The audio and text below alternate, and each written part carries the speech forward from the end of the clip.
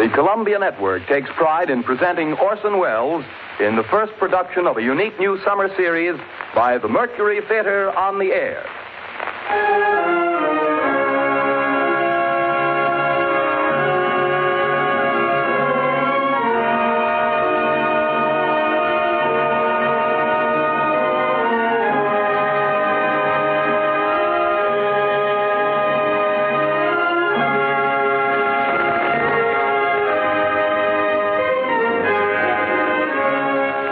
In a single year, the first in the life of the Mercury Theater, Orson Welles has come to be the most famous name of our time in American drama.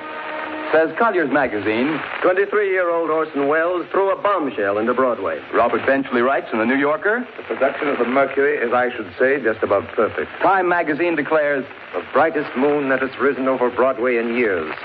Welles should feel at home in the sky, for the sky is the only limit which his ambitions recognize. And finally, the United Press remarked, meteoric rise of Orson Welles' Mercury Theater continues unabated. With 4 hit shows in its first year, the Mercury might well close its door on a season unparalleled in Broadway history. But Mr. Welles has long been working on a project for a greater audience, the Broadways of the entire United States. The Columbia Network is proud to give Orson Welles the opportunity to bring to the air those same qualities of vitality and imagination that have made him the most talked-of theatrical director in America today.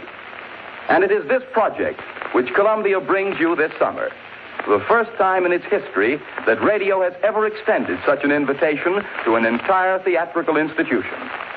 But here is Orson Welles himself to tell you about it. The director of the Mercury Theater, the star and producer of these programs, Orson Welles.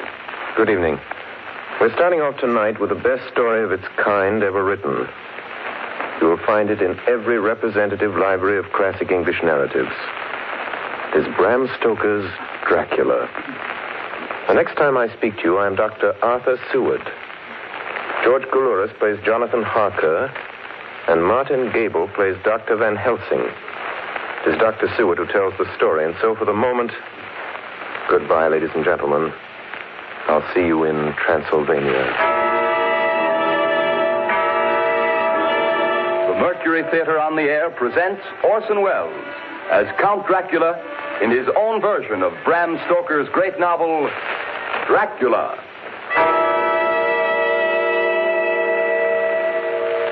Ladies and gentlemen, my name is Arthur Seward.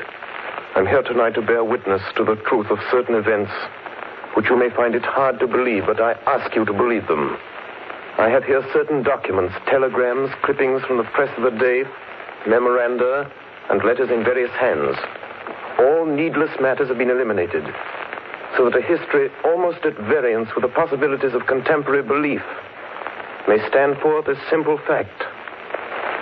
I present you first with excerpts from the private journal of Jonathan Harker. I, Jonathan Harker, lawyer's clerk, article to Peter Hawkins, Esquire of Exeter, England, am writing this journal in the hope that if misfortune overtakes me, it may one day come to the eyes of those who love me. I set out from London on the last day of April to visit one of our clients in Eastern Europe. On May the 3rd, I arrived in Budapest and came after nightfall to Klausenburg on the borders of Transylvania. At Bistritz, there was a letter of welcome for me from our client, informing me that his carriage would await me at the Borgo Pass. It was signed Dracula.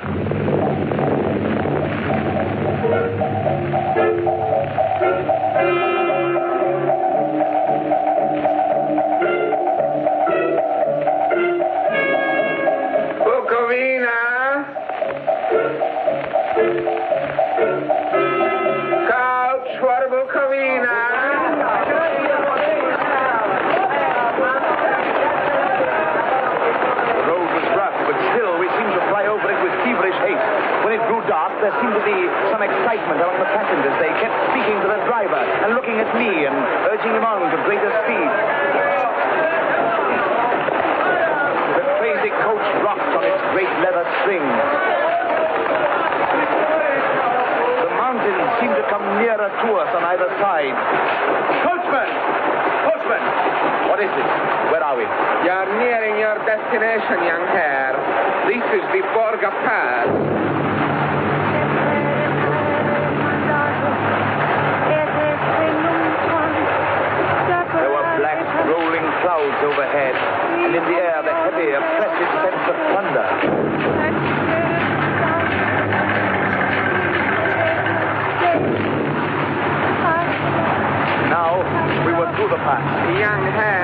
expected after all.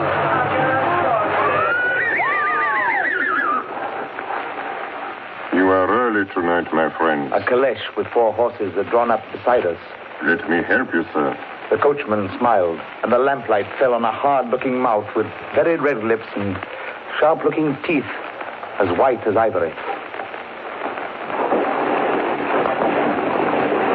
We began to move. I looked back. The coach and its load of passengers had vanished from sight. We swept into the darkness of the pass. I struck a match. It was within a few minutes of midnight. And then a dog began to howl somewhere far down the road. The wind was rising. It moaned and whistled through the rocks, and the branches of the trees clashed together as we swept along. It grew colder and colder still, and fine powdery snow began to fall. The baying of wolves sounded nearer and nearer, as though they were closing round us from every side. We kept on ascending, always ascending. The howling of wolves was growing less. Presently, it ceased altogether. And just then, the moon broke through the black clouds. I saw around us a ring of wolves running alongside the carriage. In silence, with white teeth and lolling red tongues, with long sinewy limbs and shaggy hair. Welcome to my house. I must have fallen asleep. The carriage had pulled up in the courtyard of a vast ruined castle. The coachman was nowhere to be seen. Welcome to my house. Come freely, go safely, and leave something of the happiness you bring. Count Dracula? I am Dracula. Face was strong, very strong, aquiline. The mouth, so far as I could see under the heavy mustache, was fixed and rather cruel looking, with peculiarly sharp white teeth.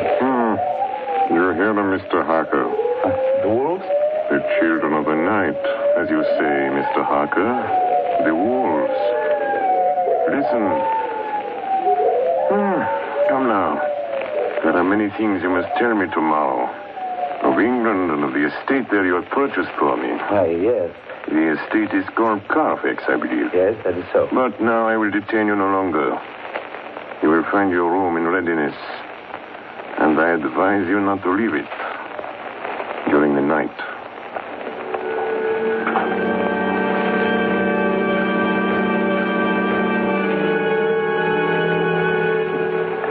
This castle is on the very edge of a terrible precipice. A stone falling from the window would fall 1,000 feet without touching anything. I explored. There are doors everywhere, and all of them locked. The door to the great hall, the door to the courtyard, every door in the castle is closed, bolted against me. The castle of Dracula is a prison, and I am a prisoner.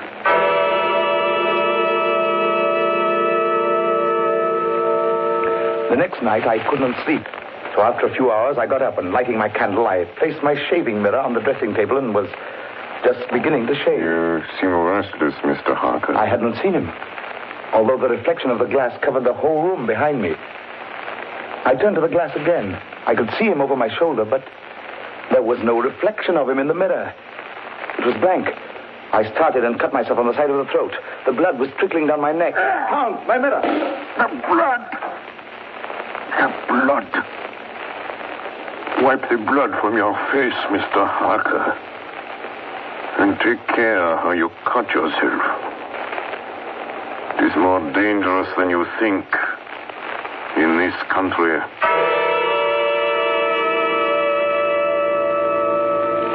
When I awoke, I found most of my things were gone. My passport, my notes, my letter of credit. I could find no trace of them anywhere. And my door is locked from the outside. June 20th. There is work of some kind going on in the castle. Now and then I hear the faraway muffled sound of mattock and spade.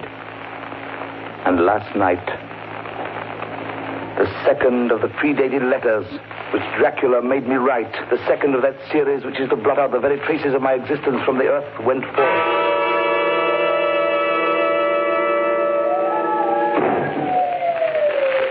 Count Dracula. Yes, my young friend. Well, what of me? When am I free? When can I leave this place? Free? Mr. Harker, you're always free. You want to leave? Would you like to leave tonight? Yes, in God's name. My dear young friend, not an hour shall you wait in my house against your will. Come, follow me.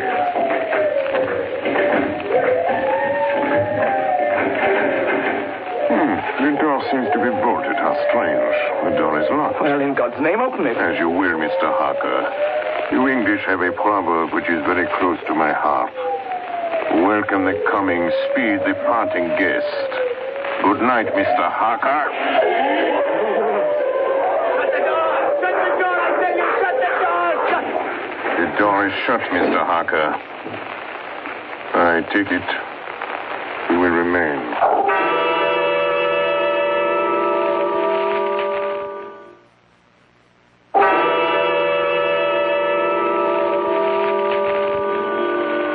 Morning, June the 30th.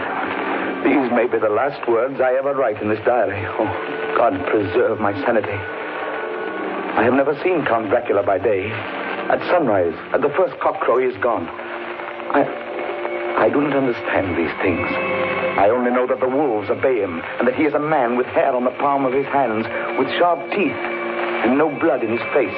He casts no shadow. He cannot be seen in a glass. And he moves like a bat across the sheer face of the castle walls. He eats no food and is mortally afraid of the crucifix. As I write this, I hear in the courtyard the rolling of heavy wheels and the cracking of whips. And there is in the passageway below a sound of heavy boxes being set down. Boxes shaped like coffins. And I know what they hold. The boxes are filled with holy earth from the chapel beneath the castle. It is the last box being nailed down. And now I hear the heavy feet tramping again. The door's shut. The chains rattle.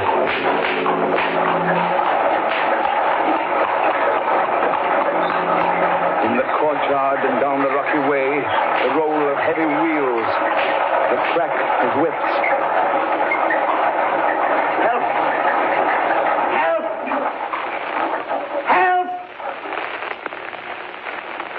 The wagons have gone. I'm alone in the castle.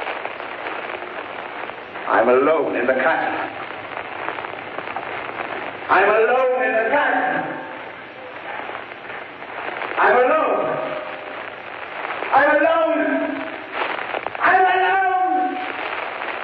Ladies and gentlemen, this is Dr. Seward. Mr. Harker's journal terminates at this point.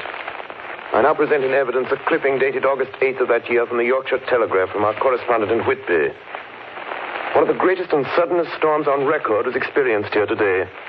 The weather has been somewhat sultry, but Saturday evening was fine. The band was playing. The piers were crowded with holidaymakers. The wind fell away entirely during the evening, and there was a dead calm. There were but few lights at sea. The only sail noticeable was a foreign schooner under full canvas, which was seemingly going westward.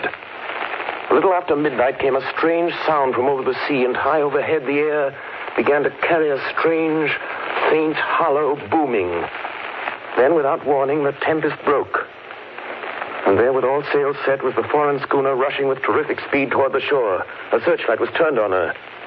And there, lashed to the helm, was a corpse with drooping head which swayed horribly to and fro at each motion of the ship. A moment later, she crashed. And then a strange thing was seen. At the very instant she touched, a huge dog sprang up on deck from below and, running forward, jumped from the bow onto the sand and, making straight up the east cliff toward the graveyard, vanished into the night. The Coast Guard, going aboard at dawn, found the dead man fastened to a spoke of the wheel. Tightly clutched in one hand was a crucifix.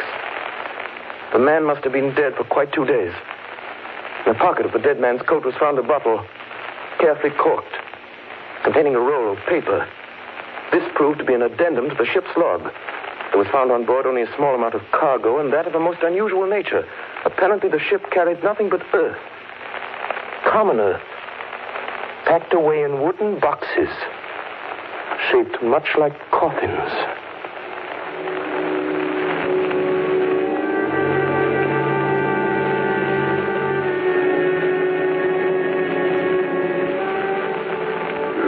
of the Demeter.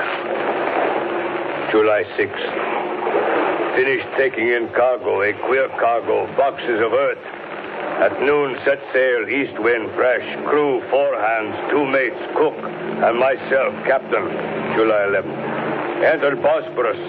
At dark, passed through Dardanelles. Mate reported in morning that one of crew, Valjoden, was missing. Took larboard watch 8 bells last night. He was relieved by Chilic. Never came to his bunk. Something aboard this ship. No. Don't laugh, Captain. In the rain last night. Oh? A tall, thin man go up companionway and along the deck forward and disappeared. When I go to the bow, no one. And the hatchways all closed. July 22nd. Rough weather last 3 days. All hands busy with sails. No time be frightened. Past Gibraltar and out through straits. All well. July 24th. Last night, another hand was lost. Disappeared. By Chilic. Leave all watch midnight. Then we never see him again. What, double watch now? I don't take watch alone no more. Double watch. Double watch. July 29th. Had single watch tonight as crew too tired to double. When morning come... Hey! Hey, below! Banoiti! Is Banoiti below? Banoiti's gone! Banoiti's gone like the others. Like all the others. The mate and I have agreed to go armed henceforth, July 30th. Last night, we are nearing England. Weather fine. All sails set. Captain! Captain! The man in the watch in the stairs was missing! Both missing! Now, only self and mate and 1 hand left to work ship. August 3rd. 2 days of fog and not a sail sighted. At midnight, I went to relieve the man at wheel, and when I got to it, found no one there. It's here. I know it now. I saw it. Like a man, tall and thin and ghastly pale. It was in the bows looking out. I gave it the knife, and my knife went through it. What? Empty as air. What is it? What are you talking about? It's here, and I'll find it. It's in the hold. In one of those boxes of earth. I'll unscrew them one by one and see. He is mad. Stark raving mad. It's no use my trying to stop him. He can't hurt those big boxes. They are invoiced as common earth. I know the secret now. The sea will save me from him. That's all that's left. That's all that's left. August 4th. I am all alone on my ship. And still the fog. I dared not go below. I dared not leave the helm. So here all night I stayed. And in the dimness of the night, I saw it. I saw him. God forgive me, but the mate was right to jump overboard. It was better to die like a sailor in the blue water. But I am captain, and I must not leave my ship. I shall tie my hands to the wheel when my strength begins to fail. And along with them I shall tie that which it dare not touch, my crucifix. I am growing weaker, and the night is coming on. God and the Blessed Virgin help a poor ignorant soul trying to do his duty.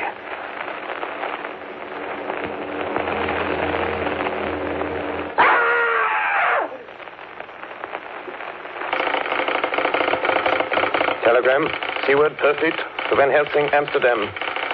Lucy Westenra in alarming condition. Cannot diagnose. Come at once. Seward.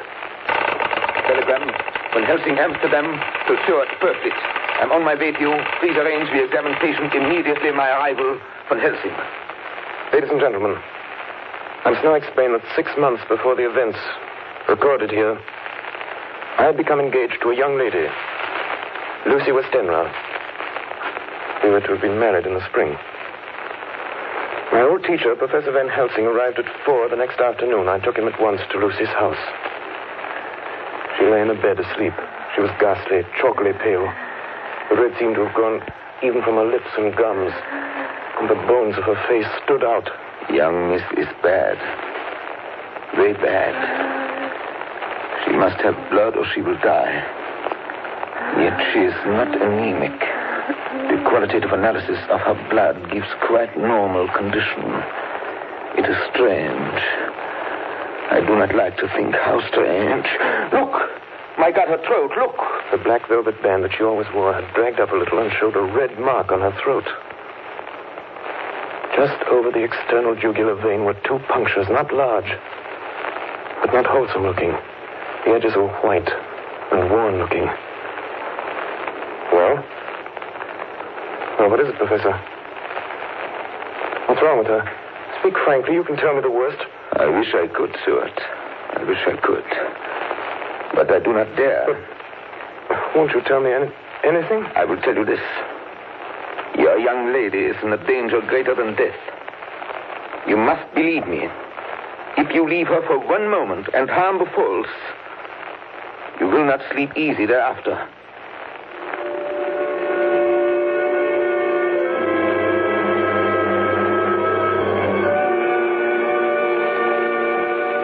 September 8th. I sat up all night with Lucy. Arthur, I'm afraid. Night, dear. You can sleep tonight.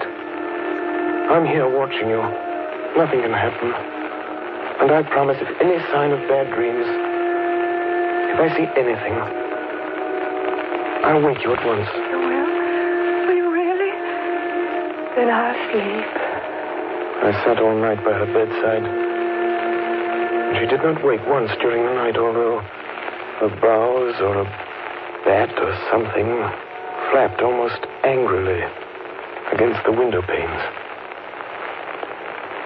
September 11th. Still quoting from my private journals. At this time that I received a message from Purfleet. Read 10:20 p.m. St. John's Hospital, serious complications, case 891, your immediate presence, London, imperative. I had no choice. Sometime later, a paper was found among Lucy Westenra's belongings. I write this and leave it to be seen so that no one may by any chance get into trouble through me. I went to bed as usual, taking care that the window was closed, as Dr. Van Helsing had directed. About 2 a.m, I awakened. I went to the door, called out, "Arthur! Arthur!" There was no answer. Something's broken the window. I'm in the room, alone. I dare not go out. The house seems empty. The air is full of specks, floating, circling in the draught from the window. The light burns blue, dim. What am I to do? Something very sweet and very bitter all around me. Nothing sinking into deep water. You shall be flesh of my flesh, blood of my blood. September 12th. Late. Only resolution and habit can let me make an entry tonight. We found her sprawled on the floor. There was a draft in the room from the broken window. Her throat was bare, showing the 2 wounds, looking horribly white and mangled. We are too late, my friend. We have failed. God's will be done. She's dying. Yes. She's dying. Stay beside her.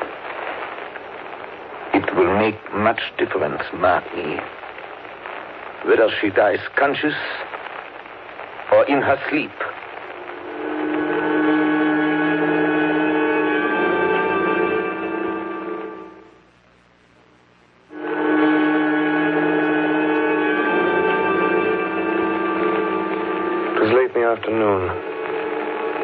opened her eyes. Arthur. Oh, my love, I'm so glad you've come. I took her hand and knelt beside her. Her breath came and went like a tired, peaceful child's. And then the light from the setting sun fell on her face, and then, insensibly, a strange change came over her. Her eyes grew suddenly dull and hard. Her breathing was heavy. The mouth opened, and the pale gums drawn back made the teeth look large and sharp. Arthur, oh, my love, I'm so glad you've come. Kiss me. Bend down and kiss me. Not for your life. Not for your living soul and hers. Lucy! She's dead. Poor girl. There's peace for her at last.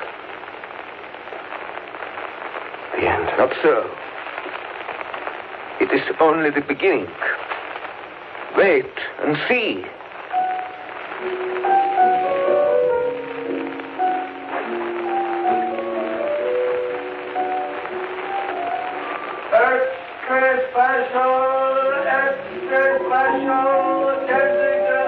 Westminster Gazette, September 25th. A Hempstead mystery. The Kensington Horror, the stabbing woman, and the woman in black are vividly recalled to mind by a series of events that have taken place recently in the neighborhood of Hempstead. Several cases have occurred of young children straying from home or failing to return from their playing on the heath. In all these cases, the children have given as their excuse that they have been with a beautiful lady who offered them chocolates. In each case, the child was found to be slightly torn or wounded in the throat. The wound seemed such as might be made by a rat or a small dog.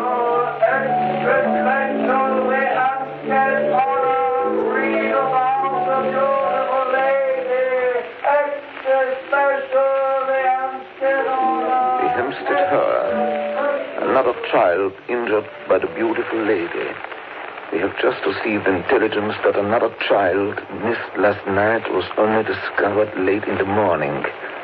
It has the same tiny wound in the throat. Well, Stuart, what do you think of that? You mean to tell me, my friend, that you still have no suspicion as to what poor Lucy died of? Nervous prostration, following great loss and waste of blood. And how was the blood lost or wasted? You are a clever man, my friend, and a good doctor. But you do not believe that there are things that you cannot understand. You are wrong, Stuart. Are you aware of all the mysteries of life and death? Can you tell me why in the pampas there are bats that come at night and open the veins of cattle and horses and suck dry those veins? How in some islands of the western seas there are bats which hang on trees all day, and then when the sailors sleep on deck because it is hot, flit down on them, and then in the morning are found dead men, as white as Miss Lucy was? I understand none of these things. Up to tonight, Stuart. If you dare to come with me, perhaps then you will understand. September 29th. Before dawn. Now it is done. And I would sooner die 1,000 deaths than live again through what I did this night. We will spend the night, you and I, here in this churchyard where Miss Lucy is buried. We enter the tomb, then we open the coffin. You shall yet be convinced. Take care, Van Helsing. Miss Lucy is dead, is it not so? Then there can be no wrong to her. But if she's not dead... With some difficulty, we found the Westenra tomb. I took up my place behind a yew tree. On one side of the tomb, Van Helsing on the other. I was chilled and frightened. Suddenly, I saw something moving between two yew trees. A dim, white figure which held something at its breast. The figure stopped. I could not see the face, for it was bent down over what I saw to be a fair-haired child. There was a sharp little cry, such as a child gives in sleep, or a dog as it lies before the fire and dreams. Then the thing saw us. She drew back with an angry snarl. The lovely blood-stained mouth grew to an open square. If ever a face meant death, I saw it at that moment. Then suddenly she turned and vanished in the direction of the tomb. The child is not harmed. We leave him in a safe place where the police find him. There's more to do. Come. Now we were in the tomb. Then in the coffin, the thing lay. Like a nightmare of Lucy, the pointed teeth, the blood-stained mouth. Van Helsing never looked up. From his bag, he took out a book, his operating knives, a heavy hammer, and a round wooden stake, some 2 or 3 inches thick, sharpened to a fine point, and hardened over a fire. Stuart! The life of this unhappy woman is just begun. When she become what you call undead, there comes with the change the curse of immortality. She cannot die, but must go on age after age, adding new victims. Because all that die from the preying of the undead become themselves undead and prey on others. So the circle goes on, ever widening as the ripples from a stone thrown in the water. But if this lady, this undead, be made to rest as true dead, then the soul of the poor lady whom we love shall be again free. Tell me, what am I to do? Take this stake in your left hand, the hammer in your right. Yes. Place the point over the heart. Yes. Then, when I begin the prayer for the dead, in God's name strike. Are you ready? Now, Domine Jesu Christe, Fili de vivi, quum manus tuas ex voluntate Patri.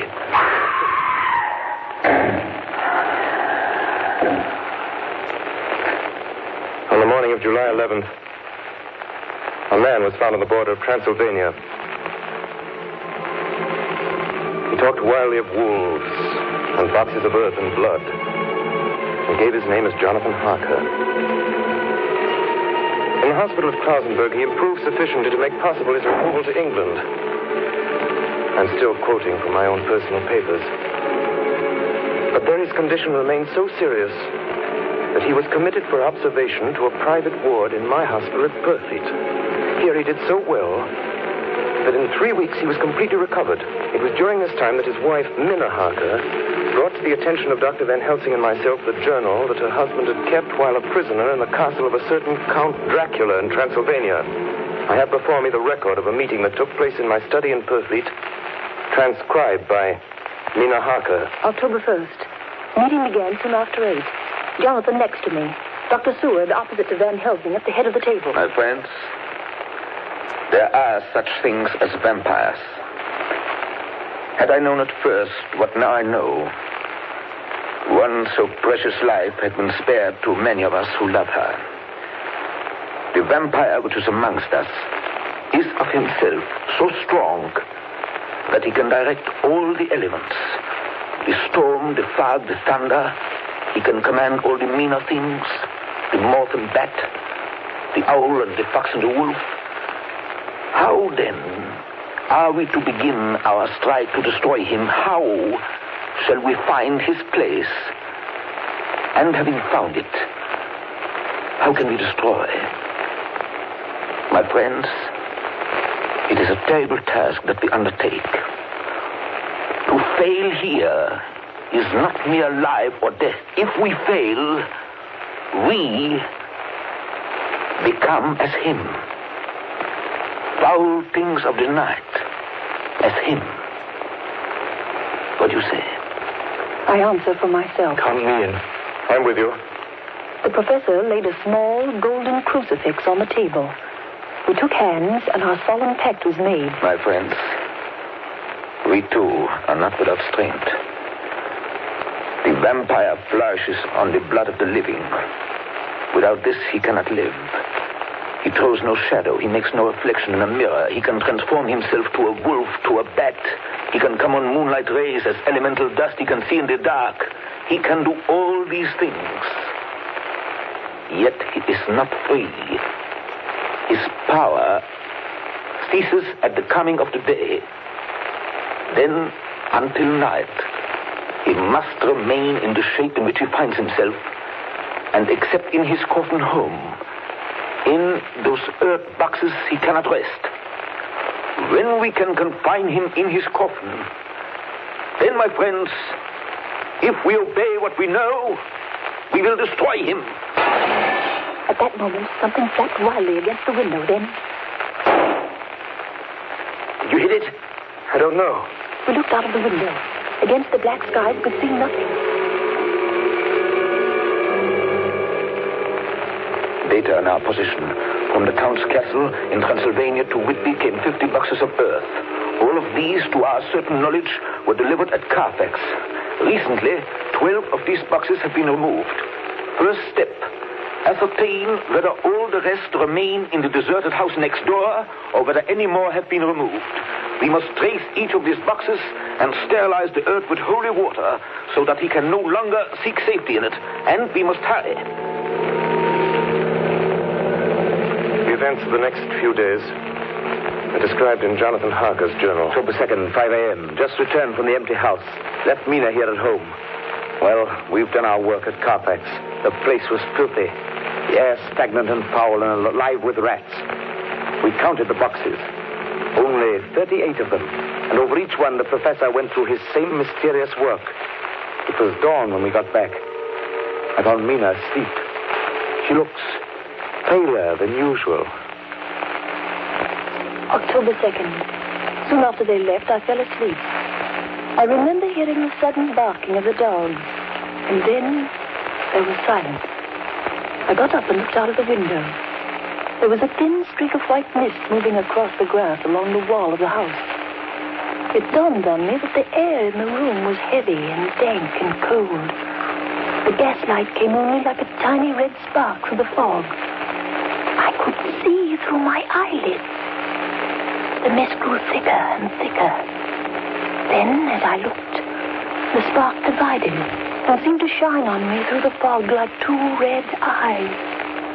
You shall be flesh of my flesh, blood of my blood, blood of my blood.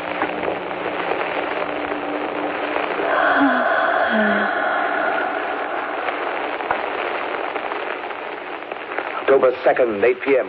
We're on the track. 12 boxes were delivered last week to an empty house at 347 Piccadilly. My dear friends, until the sun sets tonight, Dracula must retain whatever form he now has. We have this day to hunt out all his lairs and sterilize them. Then he will have no place where he can move and hide. But we have only until sunset. The house in Piccadilly was empty. Like the one at Purfleet, the same sickening smell was in the air. On the table, we found a clothes brush, a brush, and a comb, and a basin. The latter containing dirty water, which was reddened as if with blood. The boxes are back here. 8, 9, 10, 11. Only 11. There's a 12th box somewhere. Gentlemen, it is after 6. The sun is setting. We've no time to lose. He will return at any moment. Open the boxes. Quiet. Listen. Be ready. It is he! The window! You waste your bullets, gentlemen. You think you baffle me? You with your pale faces all in a row like sheep in a butcher's. You think you've left me without a place to rest. But I have more. And time is on my side. The one you love is mine already. I have known her. Already my mark is on her throat. Flesh of my flesh.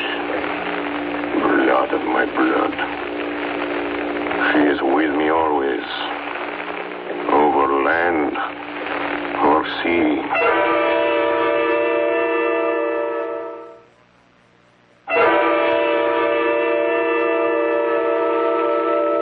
October 4th morning. Another meeting in the study of poetry. We must find that last remaining box, gentlemen. We must find it. As long as that earth exists impure, as long as there remains one place of refuge for Dracula, there is no safety and no peace for any soul in England. And for the undead, never peace so long as he lives. Blood of my blood. Blood of my blood. Mina! How do you know that? Quiet. With me always. Over land and sea. Mina, darling, how did you know that Dracula said those... I don't know. The words just came. Strange. There are times when somehow I feel that I'm with him. At sunset? Yes. Just at sunset. And again at sunrise. Dr. Van Helsing, if I could... If at that time you... Have you the courage? Courage for what? What do you mean? Dr. Van Helsing here will question me. I will question her, yes. In a state of hypnosis.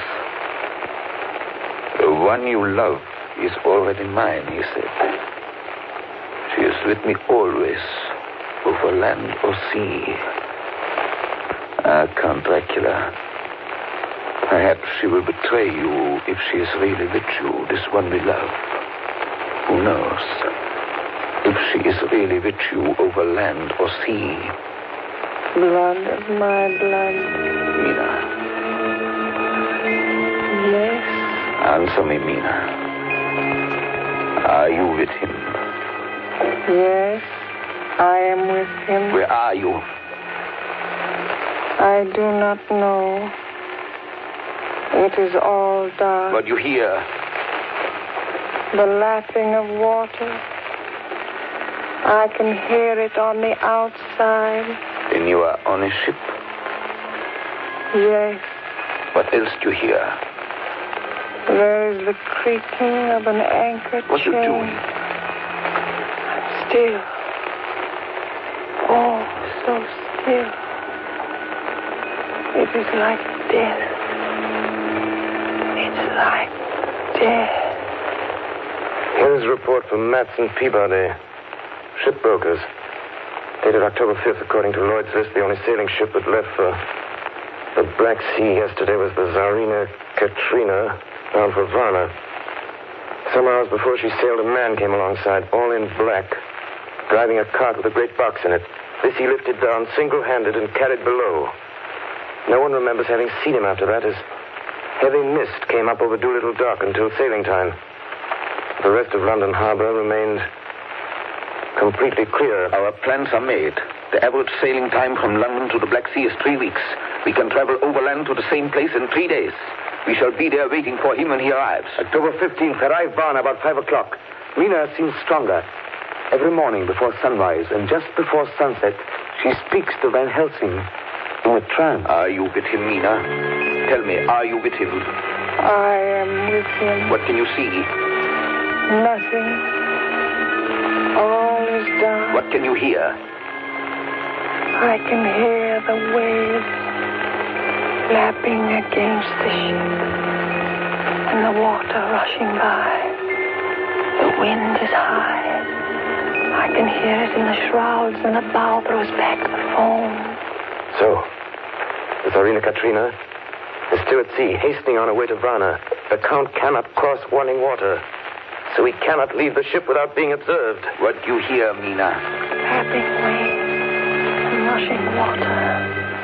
Darkness. Darkness and wind. A whole week of waiting. Daily telegrams from Lloyd's. Not yet reported. Rushing water and creaking masts. Darkness. Darkness and wind. October 24th. Telegram. Lloyd's, London to Harker. Tsarina Katrina reported this morning from Dardanelles. Lloyd's, London to Harker, October 28th. Tsarina Katrina in heavy fog reported entering Galatz Harbor at 1 o'clock today. Galatz is 38 hours from here, and the first train for Galatz leaves at 6:30 tomorrow morning. My friends, we have lost.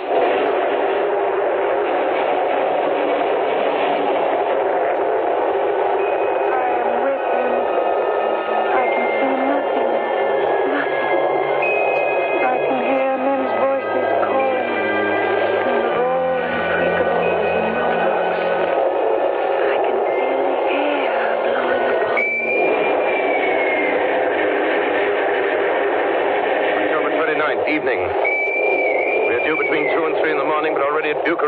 3 hours late. Something's going on. I can feel it passing like a cold wind. I can hear far off confused sounds. Men talking in strange tongues. Tears falling water and the howling of wolves. There's another sound. A queer sound. Like what? Speak, Mina. Speak, I command you. I command you to speak.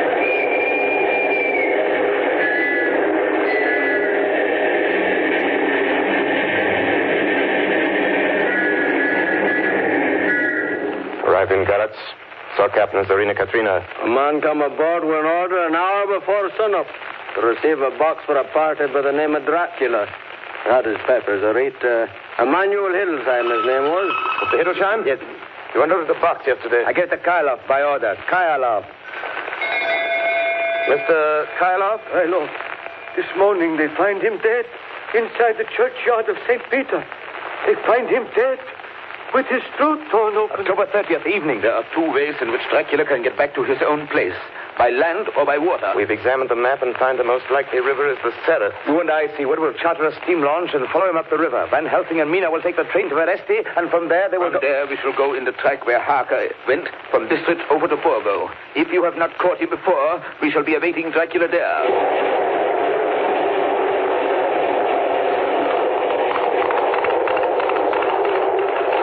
October 31st. We arrived at Veresti at noon, Van Helsing and I. Bought a carriage here, and we start in an hour. Our enemy is still on the river. October 31st. We can run at good speed up the river at night. There's plenty of water, and the banks are wide apart. November 1st, evening. No news all day. We hear that a big boat went up the river before us, going at more than usual speed.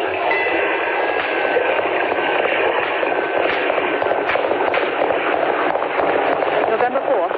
All day driving. The country gets wilder as we go. By morning, we shall reach the Borgo Pass. November the 4th, evening. We've left the launch. We've got horses, and we follow on the track along the river. We are armed. Look! Quick! There they are now! Heading west! With the dawn, we could see the Slovaks some miles before us, dashing along the river with their wagons. On it is the great box.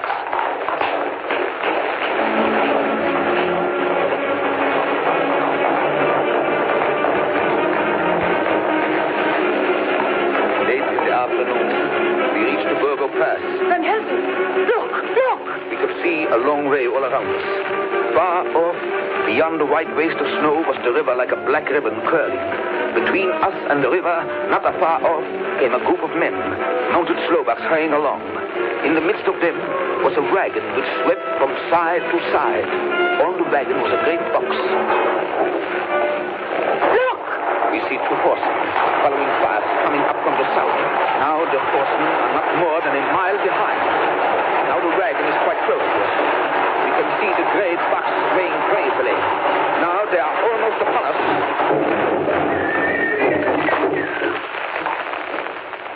Now has happened a strange thing.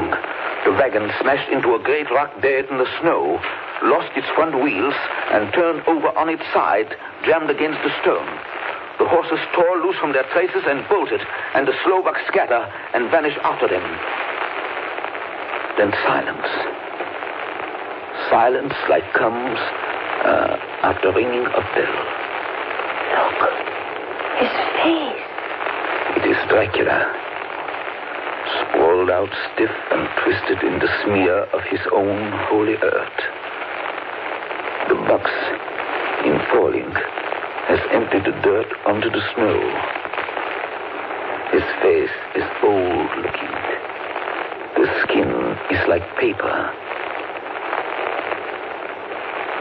Dr. Seward, there's no time. Look at the sun. Sunset. In 1 minute there is darkness and he is forever lost to us. Have you the stake of wood and the hammer? Here. Now, Seward, pray for us.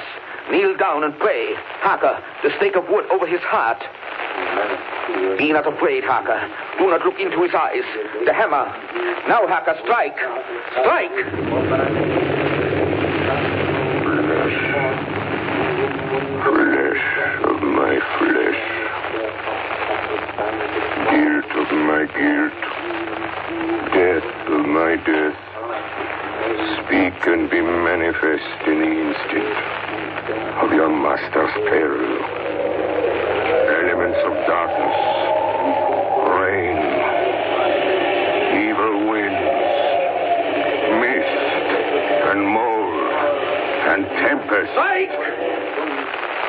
I couldn't. But somehow I can hear him speaking behind his eyes. Claw, wing, tooth, scale, tissue of flesh, death of my death, dead and undead. The hand of the living is over your master. Console him, my children. This instant is no longer than the space between two heartbeats. But the night is not here, and I am lonely. Come to your master, my children. Beguile him now in the instant of his peril. Beguile him with the sound of your names. Claw, wing, tooth, scale, tissue of flesh. Strike, Harker, strike! There is one very dear to me who has not answered. My love, Mina. There is less than a minute between me and the night. You must speak for me. You must speak with my heart. Give them to me! Jonathan, give them to me! That stick of wood and the hammer! I shall never forget that moment. The look on poor Mina's face as she stood there, the angry scar standing out on her throat, her eyes like living coals in the last red of the sunset. She had torn the stake and the hammer out of my hands with the strength of an animal. Mina, do you know what you've done, woman? You know what you've done to us? You've released him. The evil is free. Look! The sun! As we looked down at Dracula, the eyes saw the sinking sun, and the hate in them turned to triumph. Flesh of my flesh. Come to me, my love. Come into the night and the darkness. You have served me well, my love. My bride,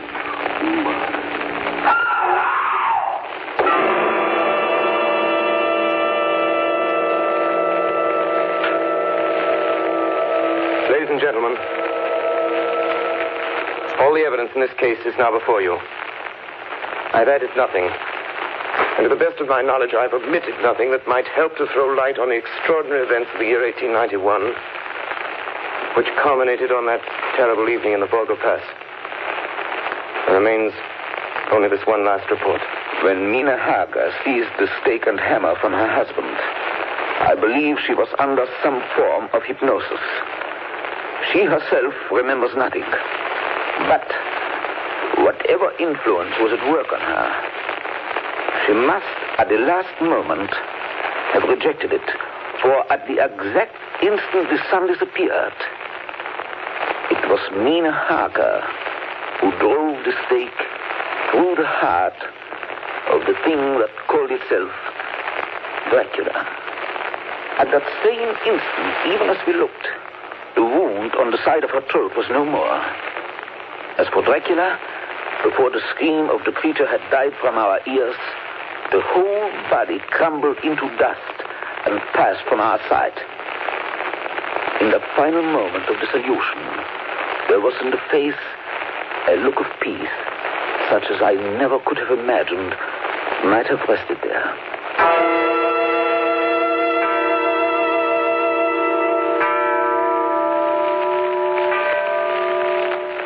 Tonight's production of Dracula by Orson Welles and the Mercury Theater was the first of 9 CBS broadcasts in which this brilliant group will bring to life a series of great narratives.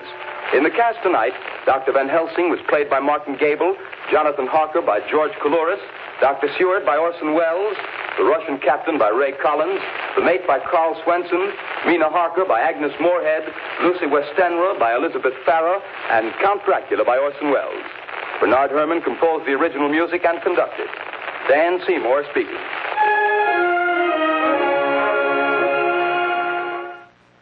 Attention all business owners and aspiring database wizards. If you want to take your data management to the next level, G3PL.com is your ultimate destination for expert Microsoft Access support and training.